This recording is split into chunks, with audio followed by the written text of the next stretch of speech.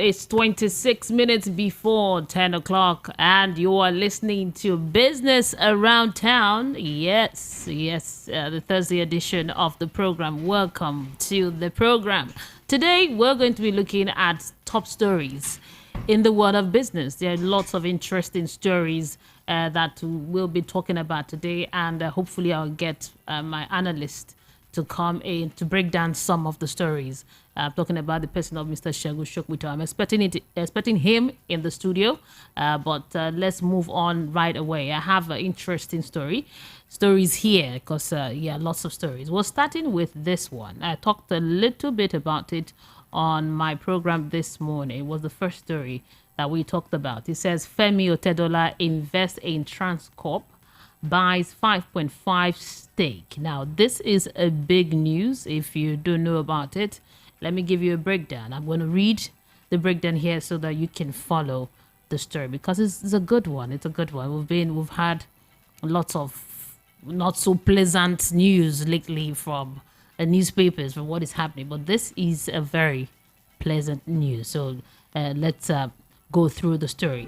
It says here that Femi Otedola invests in Transcorp, buys 5.5% stake. Now, there are reports that a billionaire businessman, that Mr. Femi Otedola, has acquired a sizable stake in Transcorp PLC, making him the second largest stakeholder of the company. In the 2022 financial statement of Transcorp analysis by the Business Post, this story is from the Business Post, it was disclosed by the firm that as at December 31st, 2022, only UBA nominees limited trading held 5% or more of the issued and fully paid shares of 50 kobo of the company. It was then stated that UBA nominees' stake in the firm amounted to 9.25%, that is 3.7 million in the period under review, compared with the 9.26%, that is the 3.762 in the previous year. Now, on Tuesday, Transcorp was the most traded stock after it sold about 1.6 billion unit, out of which about 1.5 billion unit were purchased. Now, this report, this one I just said now, it's given by Naira Matrix by Mr. Otedola at 2.1 billion. I hope you're following. Now, today, Transcorp also topped the activities chart after it traded 117.5 million units at the close of the transaction, of which 115 million units were reportedly acquired by the chairman of Geregu Power PLC at 161 million.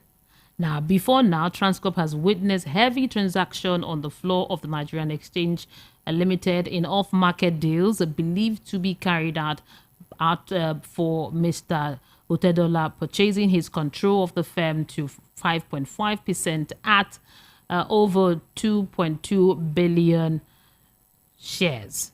That is not all. Based on this information, he will be the second highest shareholder of Transcorp, a company which has a fellow billionaire businessman, Mr.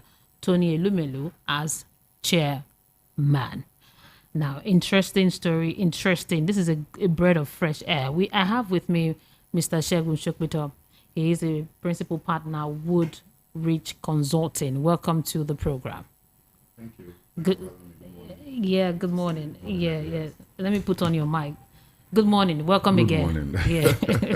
So good to have you. So I started the program by saying that this is a good story, saying that Femi Otedola is getting 5.5% stake in a company as Transcorp.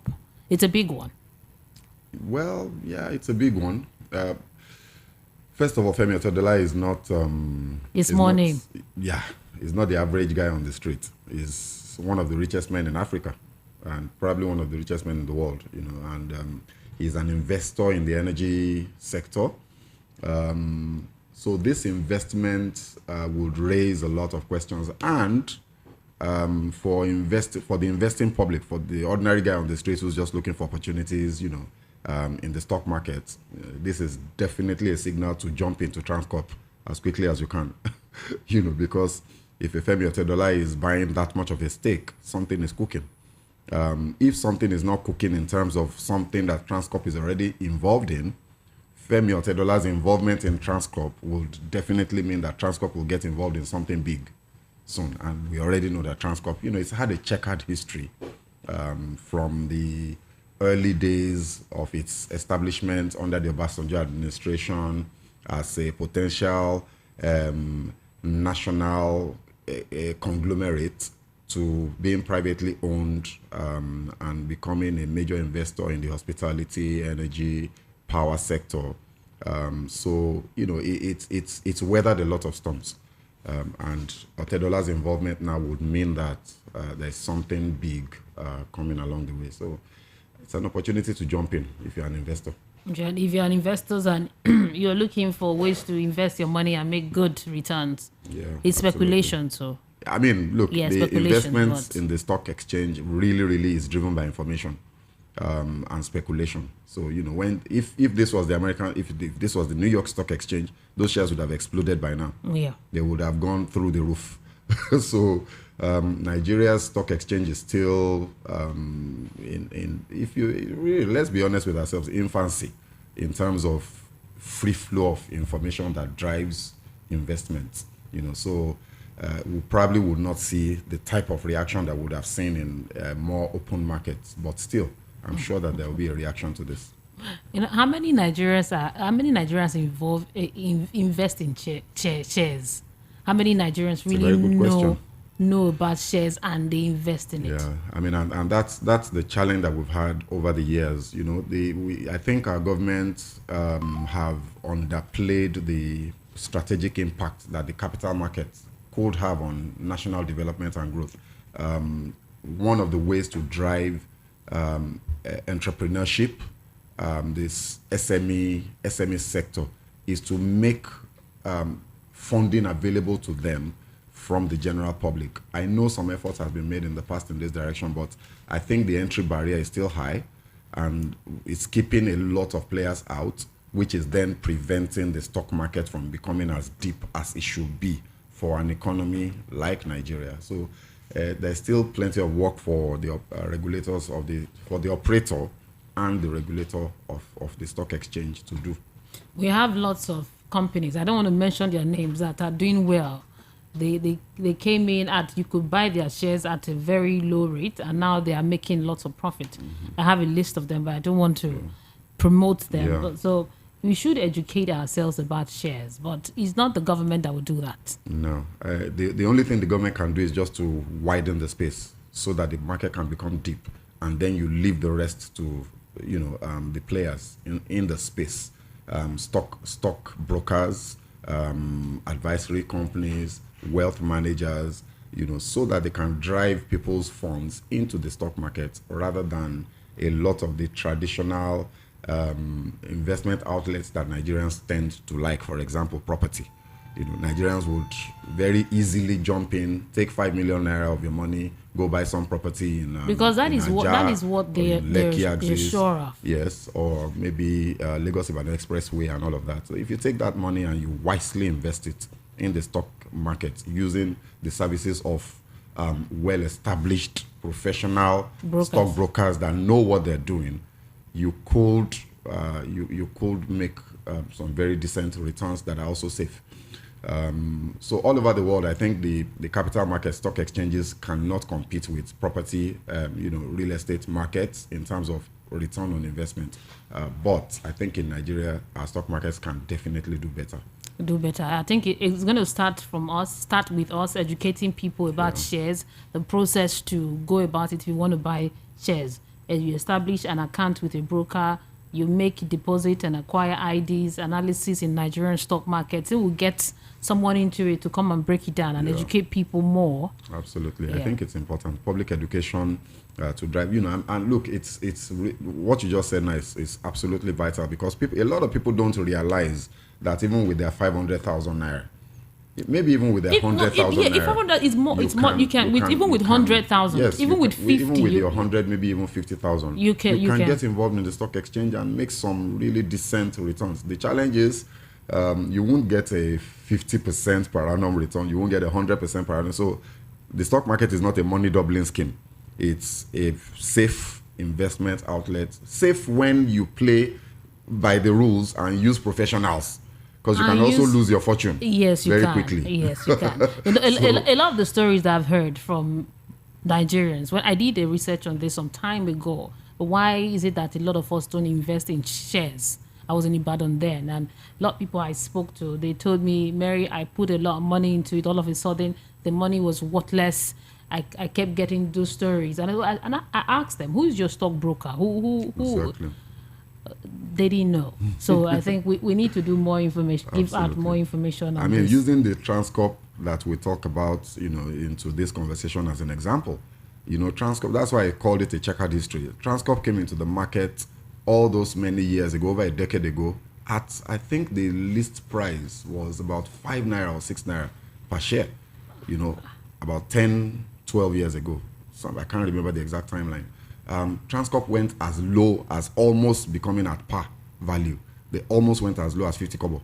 I think so someone bought for 5 naira, yes, went down to... And there are a lot of people that in those moments panicked and cut their losses, exited those investments, So looking back, I'm sure they will be regretting it now, because Transcorp has weathered those storms, those early days, and the value, I don't know what the value is today on the stock exchange, but I know it's definitely not 1 naira, So if those investors had good advice, maybe if they had looked at the analysis better, and maybe if they had also had a crystal ball to see into the future. No crystal.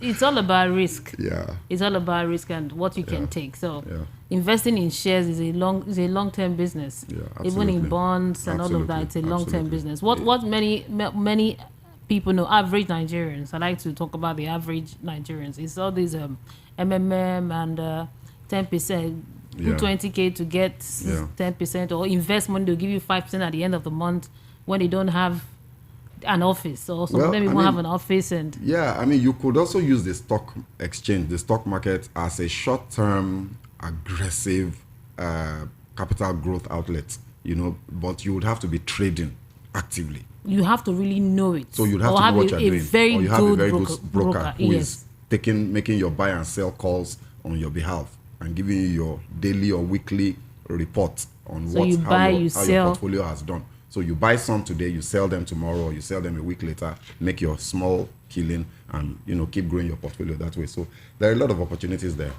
People just need to be better informed. So lots of opportunities. So don't worry, we'll talk more on this. I will get someone, a stockbroker that knows his onions, to come and break it down so that we can start investing in shares and making good money. Absolutely. Now to another big story this morning. It's from the Punch newspaper, although it's on all of the newspapers. It says CBN Forex ban.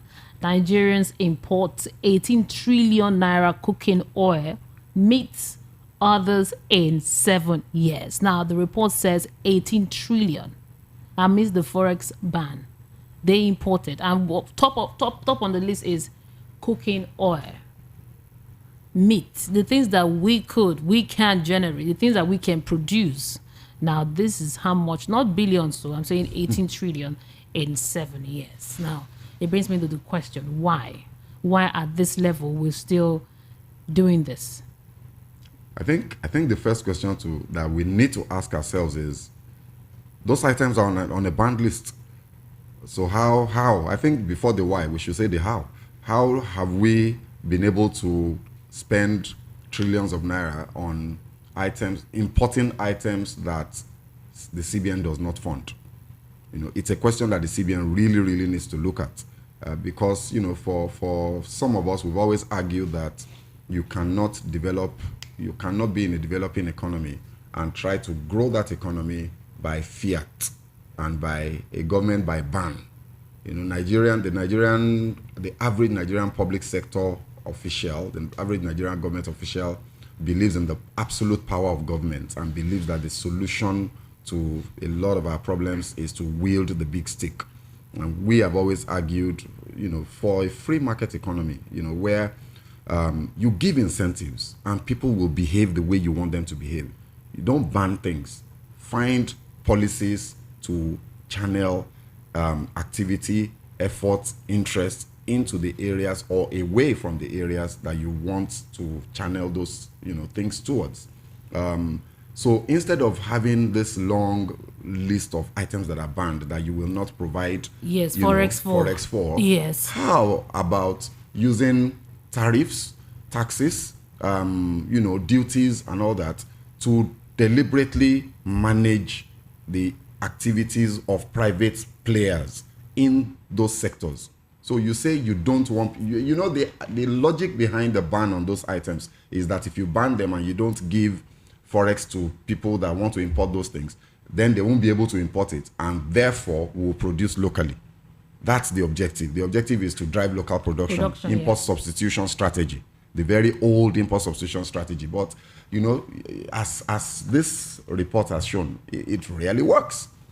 If the items are not available locally, if you ban it from now till next year, it will find its way into the hands of people. It will find its way across the borders. People will buy, black market and bring it in through Cotonou. If they can't bring it in through the semi-border, they will drive through the bush and bring it in, or they will bribe custom officials and bring it in. So I think that this is a wake-up call to our policymakers to look at how one of the things that I've seen very patently obvious with our policymakers in Nigeria is that they appear not to understand the power and the value of incentivization towards driving investment behavior in the economy. So as an example, talking about the issue of the refineries, why? How can we have had, I think the last time I checked, we had about 50 licensees for private refineries in Nigeria, and yet out of that 50, only about 10 have done anything in terms of actual groundbreaking and commencement of work. And out of that 10, only about 3 or 4, I stand to be corrected on the specific numbers, but in terms of the proportion, I won't be wrong, have actually constructed to the point where they're ready to begin to operate. You have to ask yourself why. It's a failure of policy on the part of government.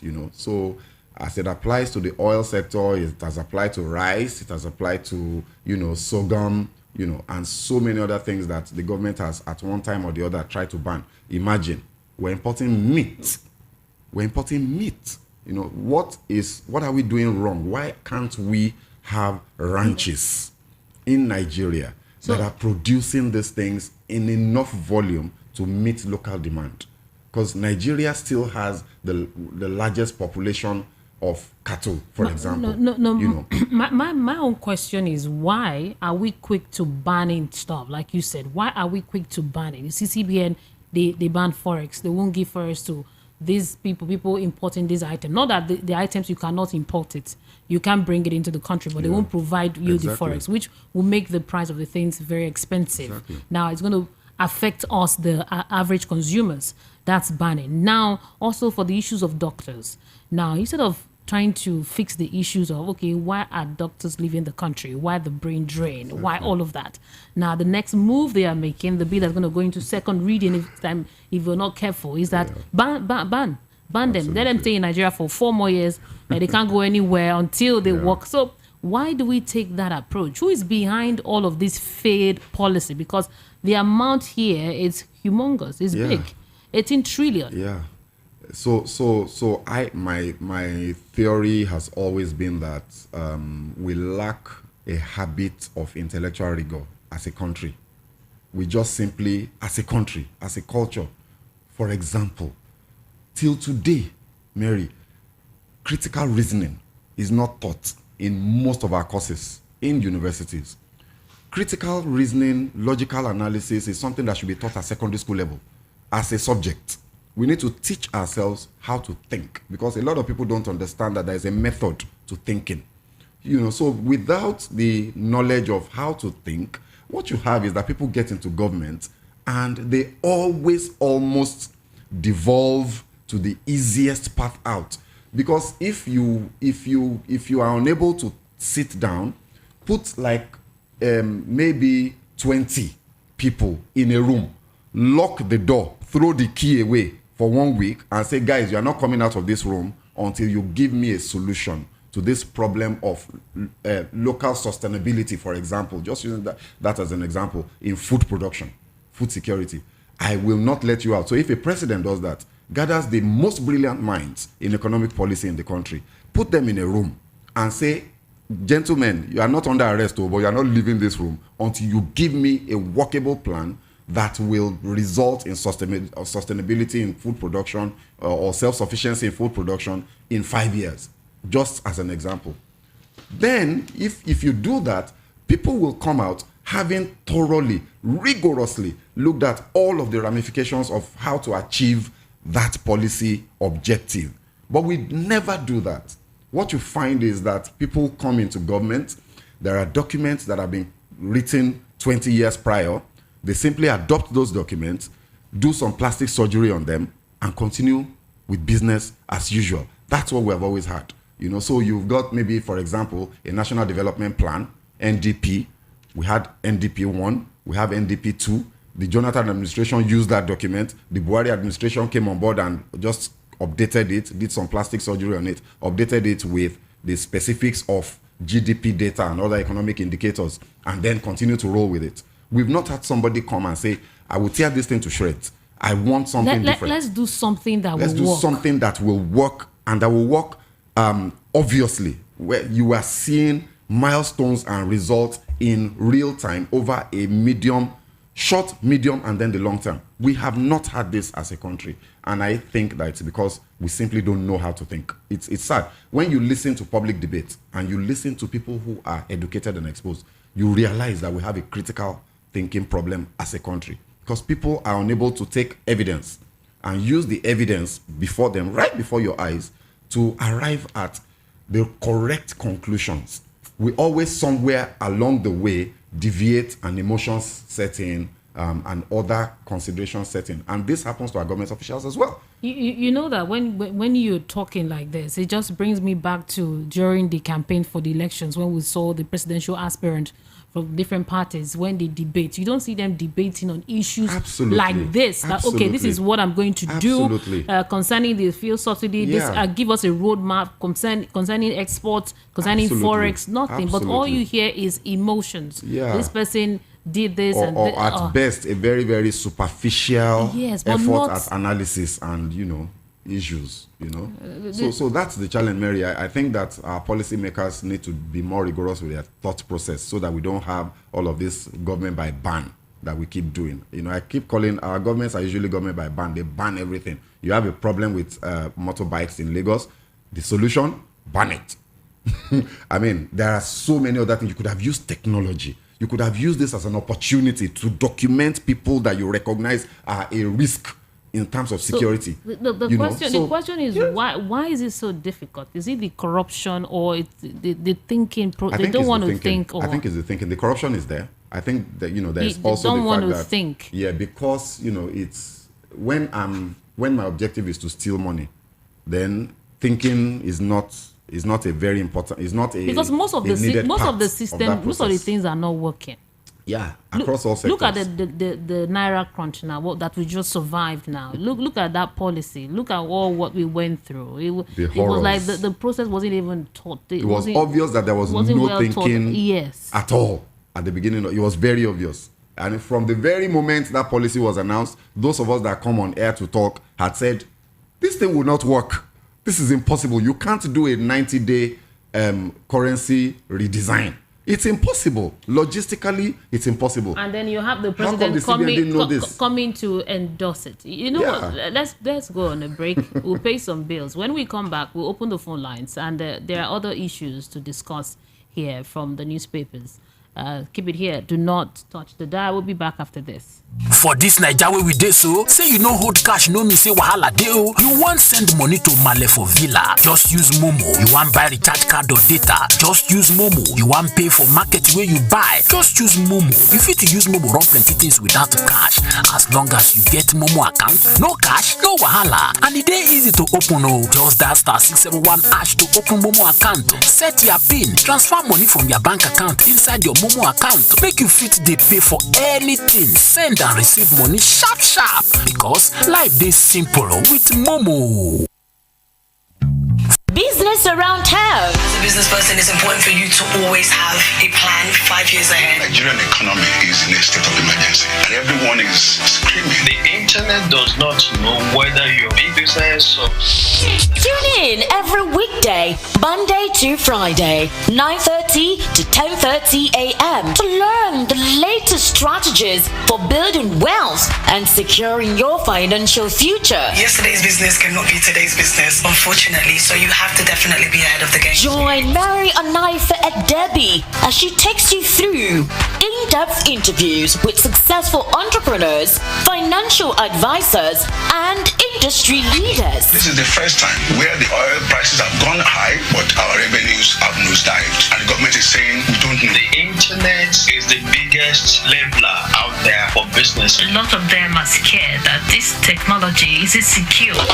You'll gain valuable insights into the world of investing, as well as practical advice for managing your finances, growing your business, and achieving financial freedom. There's been a lot of trending issues that has to do with businesses. Whether you're an experienced investor or just starting out, Business Around Town has something for everyone. Small, medium businesses are the weight of most of these economies. So, tune in and take your first step towards financial success.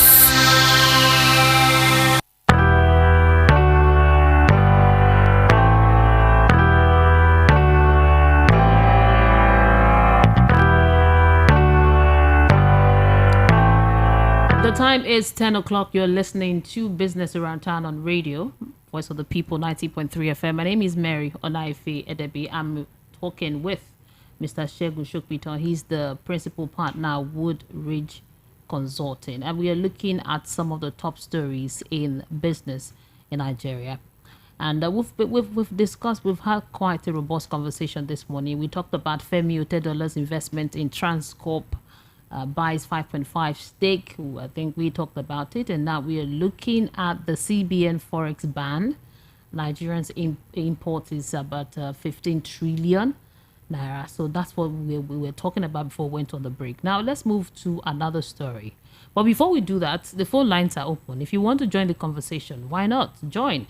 You could call in on 081 644 25875. 081 644 25875. That's the number for you to send a WhatsApp message or call in. I have a message from Olayinka Valenhot. YouTube says, please, I need help. I lost my share certificate. I bought it when I was in Nigeria. I said that we need to have, yes, a show that will to address all of these issues. You said she lost her share. We need to, a stockbroker, an operator. I mean, shares certificates have been dematerialized for God knows how long. So for somebody like this, how does it transition from the physical certificate to the e-certificate on the CSCS? I'm not sure. You need an expert on this one. Yeah. I will get a broker, so we will discuss it. Everything about shares, all of that, your dividends to collect it, your certificates, and buy new shares. We will get to that. Now to another interesting story here. It says federal government to repay 800 million bank loan for 25 years. Remember the $800 million that whether it's a grant, whether it's a loan, that they've already started sharing. They said they've already said how they are going to share it for the palliatives, for the oil subsidy, in case you haven't heard. But I know you've heard because it's no longer news that the World Bank, they've loaned, now it's a loan. I thought it was a grant before, $800 million to Nigerians, us, to cushion the effect of the subsidy removal, because subsidy, it's going. As at now, we don't know if the president-elect is going to change his mind when he gets there, but he said it's going to go. So we have very, very few months before it's going to be removed. So now the World Bank has said the loans will be paid in 25 years. So let me see if there's a breakdown. They said the next administration after the regime of president will begin the repayment of the $800 million loan. approved by the World Bank for subsidy palliative. So we are going to be paying this money. But I also read somewhere that a huge amount of money will be going for logistics, but I haven't been able to verify that. But what I know is there's a social register that money will be shared basically to alleviate the sufferings that will be brought about by the subsidy removal to the low of the low. The people, you're not saying anything. You don't want to get me going down that road again. I'm not going down that rabbit hole again. No. So what are your thoughts? So it's a loan after all. Yeah, it's a loan after all. Apparently it's a loan. And, for me, like we said the last time we talked about it, like you said, whether it's a grant or a loan is besides the point. Obviously, it becomes even worse when you realize that this money is actually a loan that we are going to be repaying for the next 25 years. Haba. Why are we doing this to ourselves? Why this? I'm sorry, there's no other word I can use other than wickedness. Why would we mortgage the future of Nigeria and Nigerians 25 years? That means that somebody that is born today, when this loan is taken, will be married potentially and probably have 1 or 2 children, and will still be paying the loan, and to do what? To provide palliatives, in quote. What palliatives? To 50. I've done the analysis for you. Even if you take the entirety of that money and break it down per person out of the 50 million, not all the 133 million that is in poverty, according to statistics provided by this same federal government. If you just use the 50 million that they have decided that they are going to use, the most vulnerable on their social register, it's 7,000 naira per person, and the money is gone. Like if you decide to share cash between those 50 million people, 7,000 naira once, and the money is gone. How is that a palliative when the impact of the subsidy removal will reverberate across the entirety of their lives? The cost of transportation that they use to go to whatever they do for a living will multiply. It's not going to increase, it will multiply. The cost of food that they eat will multiply. Their landlord will increase rent, and so on and so forth. And you say you want to take an 800 million naira loan to give them 7,000 naira each. Are we joking? So clearly, again, there is no thought to this. This is a knee-jerk thing. Somebody just ran somewhere, heard that there is an opportunity for a grant or a loan in the World Bank to fix this type of issue. I can bet you, in fact, I don't need to bet, the Minister of National Planning came out just a few weeks ago, like a month ago, to say there was no plan for palliatives. You remember that story? I remember. And all of a sudden, a week later, we suddenly hear that there is an $800 million loan for palliatives. So clearly, this is not something that was planned. That went through any kind of analysis over a long period. And it is showing, because I have just done the breakdown. 7,000 naira per head and it's done. If you want to provide palliatives for something as far-reaching as the subsidy removal, it's got to be, the thinking behind it must be very thorough. You have to analyze the biggest impact points for this policy you're about to introduce.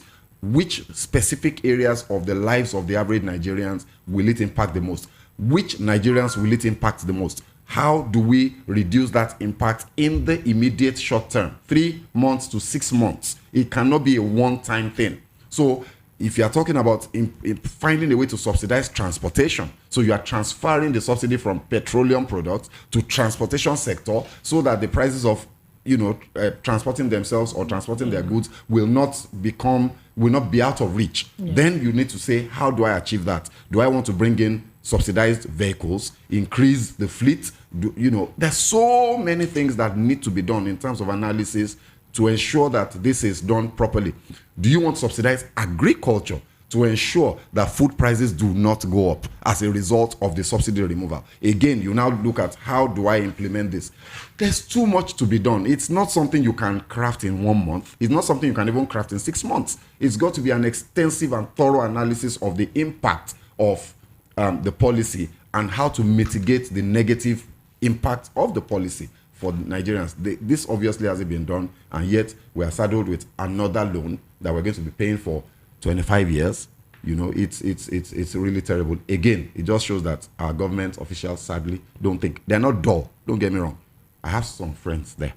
They're very intelligent guys. Yeah, it's true. I know one or two of them. Yeah. They're very intelligent people. These are our contemporaries. So it's not that they're dumb. It's just that it's a culture and a habit. You know, habits are very difficult to break out of, especially systematic, institutionalized habits. They're very difficult to break out. It takes a large volume of energy and will to break those habits. We have a habit in Nigeria of not thinking and of not being critical and analytical in how we approach issues generally, and that's what is playing out here. Aside from the corruption factor, I don't even want to go there, because clearly another thing we all know from evidence is that this 800 million, it's only a proportion of it that will ever end up in the pocket or hands of Nigerians anyway. They plan to give it yes, a lot of it will disappear into people's pockets. You know, so it's tragic. Like I said when we started discussion, I said that this fuel subsidy removal is going to be a discussion for a very long time. Absolutely. So different aspects of it. Different aspects. So when the news first broke out, I thought, oh, they've given us, the World Bank has looked at Nigerians. Okay, let me support the country for this subsidy they want to remove. Let me support by giving them $800 million grant. But it's clear that it's a loan and we have 25 years to pay it back. The loan that we have already taken, and the amount is even too small. It's a drop in an ocean compared to the impact and the things that need to have to be done in terms of palliatives. Now, the breakdown of how the loan will be paid, you can get the full story from the Punch newspaper. It's on the Punch, is on the Vanguard, and other newspapers. So you could go and read up and get a breakdown of how the money will be paid each year, the percentage that we're going to be paying each year until we'll finish the payment for 25 years. I don't want to go into all of that because of time. Now to another story. It's about the federal government approving 23 billion naira for the third mainland bridge maintenance and others. Now the government yesterday or Wednesday approved the sum of 23.33 billion naira for surface maintenance of the third mainland bridge in Lagos State, as well as the augmentation of the contract sum for the old Enugu-Anambra Road project. Now, the Minister of Works and Housing, that's Babatunde Fashola, who briefed State House executives council meeting at the presidential villa, said a 24-month repair would cover 11 kilometers, including interchanges, ramps, and critical links. Now, this 23.33, it's a huge sum that the federal government has now approved to do maintenance for the bridge. But you can see that this administration, it's almost, they are rounding off, winding down. We have less than a month, 29 to hand over. So why approve such huge funds? Why not leave it for the next administration? So they will know, okay, if they could do this, they could take on this or not. But we see the Buhari administration, even at the tail end, approving money going into big projects. See the census coming in, approving this amount of money, taking loans that you're going to pay in the next 25 years. Why all of this?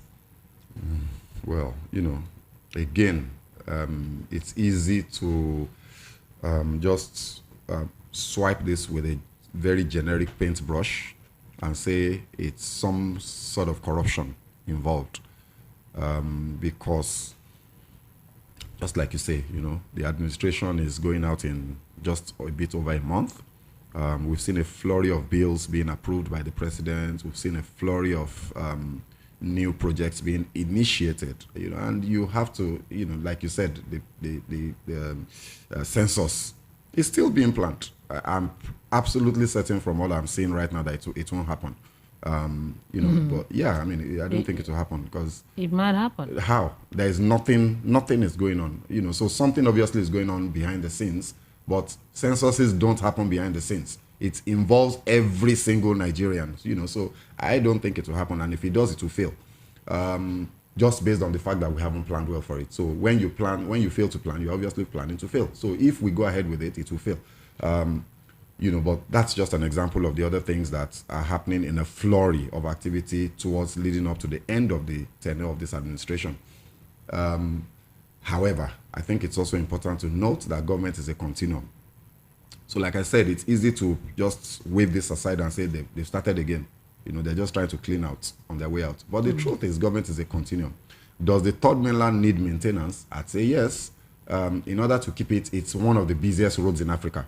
It connects the business hub of Nigeria, because the island, when we say Lagos is the hub of Nigeria's commercial activity, the island, when I say island now, I mean Victoria Island, Ikoyi Island, and Lagos Island. If you combine those three, and to a certain degree in recent times, maybe Lekki and Ajaxis, if you combine those three, they account for a significant proportion of the business that happens in Lagos at the highest levels. I'm not talking of the retail level now. So because of that, the third mainland carries a lot of traffic, a huge volume of traffic every day. So it needs maintenance. As somebody that uses it regularly, I know there are potholes.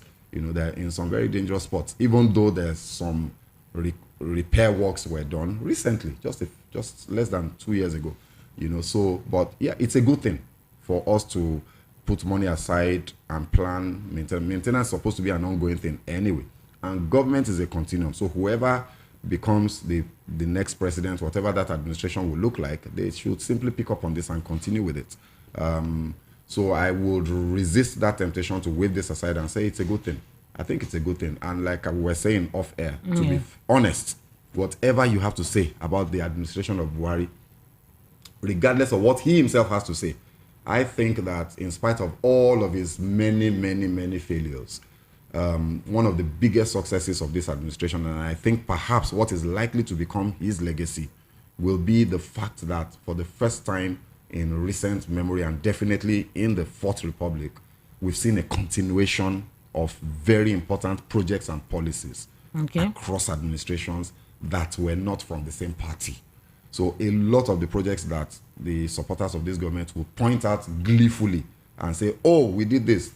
Second Niger Bridge, Lagos-Ibadan Expressway, were not started and initiated by this administration. And we must not fall for the temptation of using that to lampoon this administration. We have to recognize that this is a good thing. They deserve commendation for setting that very, very critical precedence for other administrations that are coming on board to say, look, because one of the problems we've had in the past is a new administration comes on board and they just undo everything just for the heck of it. In fact, the Yar'Adua administration reversed policies of the Obasanjo administration. The privatization of the refineries was reversed. So you look at that and you just think, imagine if that policy had been sustained. Continued. Who knows where we would have been today in terms of this issue of fuel subsidy and the cost of petroleum products and all of that. So I think it's a good thing that this government has maintained that path of continuity and truly practicalizing that maxim that government is a continuum. No. Talking about fuel, do you notice there are queues? The queues are back. Yeah. They never really left, actually.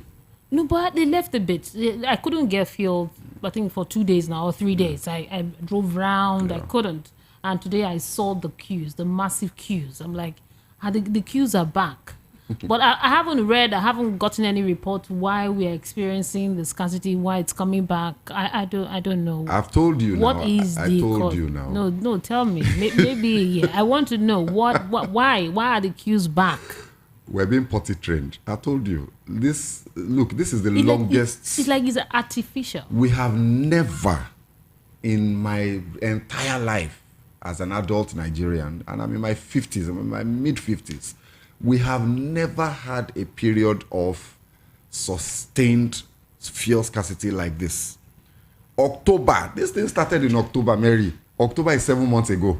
7 months. 7 months. Yes. We have had this fuel scarcity on and off, and mostly on, very severe.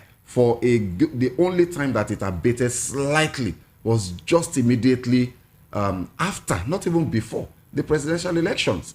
There was that 1 week before the elections where Buhari promised, this problem will be fixed within a week. and then it started easing off a bit, and then after the elections, it eased off a bit more to the point where you can drive into a filling station and you probably will not queue for longer than, we're still queuing, but you will not queue for longer than 5-10 minutes. That's why I said it never really left. Of course, you can be lucky and you meet 1 or 2 stations where there's absolutely no queue, you know. But guess what? Most of those stations are selling above 184, 185 naira per liter.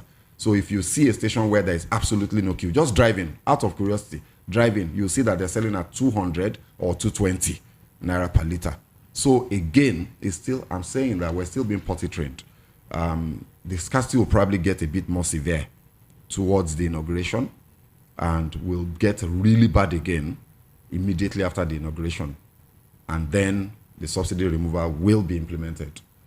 That's the plan. So this happening now, it's artificial. We're leading up. I believe it's artificial, and I think that it's leading up to a particular point. You know, because they, you know, like our politicians are very smart, and they realize that if you make something unavailable enough, Nigerians will say, "Please, let's just have it. We don't care about the price anymore." You know. So, and I think that's where we're going. So we will be begging for the subsidy to be removed by the time they're done with us. My goodness, and this amidst epileptic power supply. Absolutely. So you don't can't have get fuel to run your generator, but there is no power to run your house. So at the end of the day, you are stranded in darkness. And this happened a lot at the height of this scarcity to a lot of people, because there was a period during that time as well when national grid collapse became a very regular thing, and you'd have days where you had no power at all, and then you don't have fuel. So even if you have inverters in your house, your batteries will drain and you'll be able to charge them because you don't have fuel for your generator. And there was no power supply from the public supply to recharge your batteries. So regardless of who you are, no matter how affluent you are, you know, this thing will hit you. You know, if subsidy is removed, do you think this pocket of scarcity every now and then will stop if they remove the subsidy? It will disappear. If subsidy is removed? Yes, it will disappear completely. You know, but you know, first of all, people will not be buying the fuel. So why would there be a queue? Is that where you are? No. Supply would improve. But I think demand would also crash. Demand will go down. Demand will crash. It won't go down. It will disappear. People will stop using their cars. You will see now.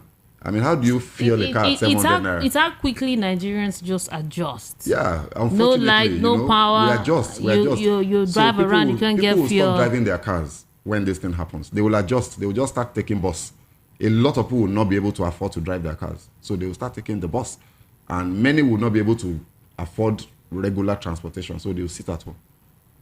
That's where we're going. You know, it's obvious. You can see it right in front of you. Because you know, I saw the scarcity creeping in. I saw it creeping in. And now to get fuel, and if you want to buy it between 250, 300, I bought yesterday for 300 per liter, although it was a black market. Yeah, black market. Yeah, sure. Because I went round, I didn't say I had to just quickly buy. You could have looked for the non-major oil marketers.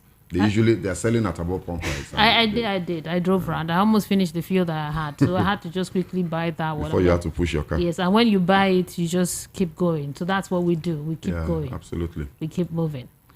Let's take calls. The number to call is 081-644-25875.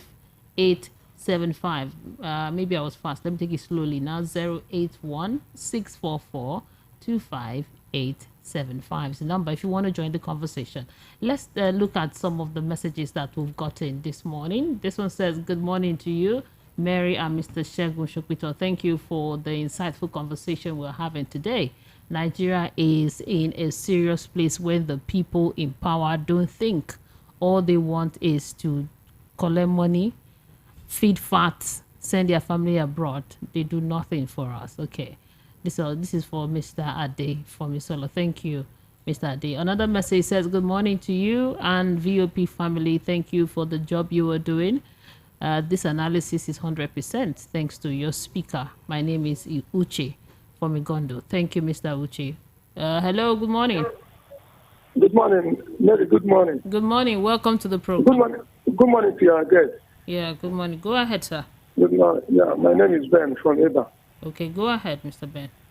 This morning, this government, I don't know whether they have collected, they are making arrangements to collect it is obvious that they just want to share the money. It's just their welfare package. There is nothing like palliative, you know? Yeah. There's nothing like palliative, and it's too bad. It's too bad. Shows that at its highest level of irresponsibility. It's too bad. Look at now, subsidy will soon be removed. People will enter. We have 133 people living in abject poverty. And, you know, when you remove the subsidy, so many will still go down. And already election have put so many people into poverty, this electionary period. Yeah. See a lot of things that happen in Lagos. And when you remove this subsidy now, so many business will be shown, so many people will lose their job. And what they think that is the best for them to do is to collect this money and share among themselves so that they will leave office. It's too bad. All countries are moving out of petroleum products, and Nigeria is still talking about petrol. There are so many things they're supposed to be doing with money now. Something like cleaner energy, electric vehicles, and the gas vehicles. Using gas to power vehicles. We already talked about it sometime. You know, they bring companies that will come and invest so that they will be installing gas, natural gas, so that vehicles will be using gas instead of petroleum. Mm-hmm. And if you create a lot of jobs, they are not thinking about that thing. This money can go a long way. Look at how the pipelines are damaged. Instead of them to use this money and repair pipelines so that when they will remove this subsidy, you can distribute fuel from Lagos to other states through pipeline that like it was before. Trailers will not be lining up. Before a trailer will carry fuel with their subsidy and go to Abuja, go to so many places. The price will be too much. It will be too much, and they are not thinking about it. It's too bad. Thank you. Thank you. Thank you so much. Yeah. Thank you. Thank you. I appreciate you. We'll take this comment from YouTube from Surplus Link. Says, on our government na Dagbo, there is snake trained already to swallow the said amount you guys are talking about. It's a pity. Let's take this call. Last caller. Hello, good morning. Hello, good morning. You're on. Hello. Okay, sorry. I have to let you go. I can't hear you. Thank you for calling on the program. And thank you to Mr. Sego Shukbita, principal partner, Wood Ridge and Scott Consulting. Thank you so much for calling. Hello, good morning. Hello, good morning.